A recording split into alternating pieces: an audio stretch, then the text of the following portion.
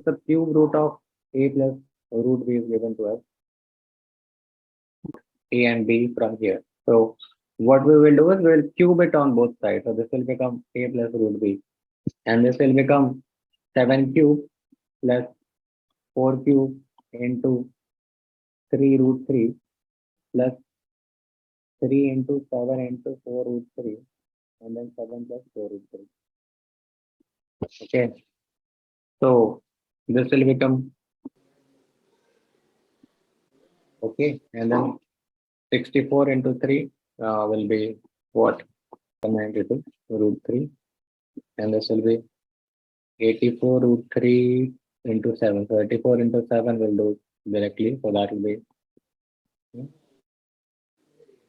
588 root 3, and that will be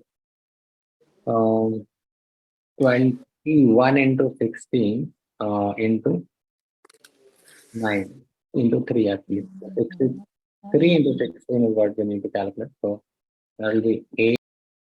Yeah, so that will be 1008. Then what you can do is this will come up when there will be 8, 3, 11. This will be 3, 4, 5. This is 3. 1351 plus this will be 5, 9, 88 plus 2, 90, 90 plus 96, 80, 680 plus 100, 780. So 780 root 3. So what we've got is A as 1351. Okay. B as root B as 780 root 3. Okay. So what are they asking us to find out is that cube root of a square minus b. So all that we need to do is that we got to do 1351 square,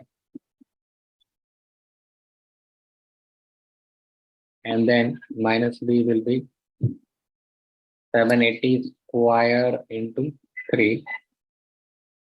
Now we will try factorizing things here to see as to what can we get out of here. This is the cube root. So 1351 square, okay, minus this.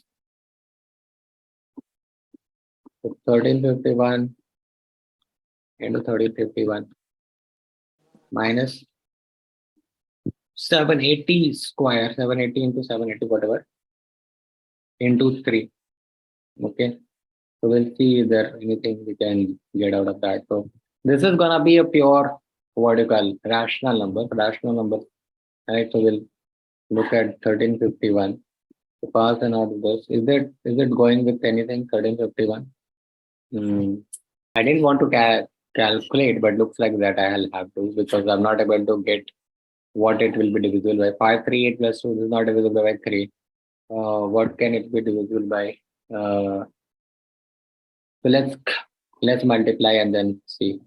So when we multiply, this will be like a little longer. Had we been able to factorize it, it would have been easier. So let's do this. 1351, 5201. This will come as 1825200.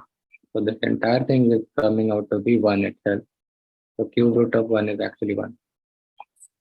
Okay.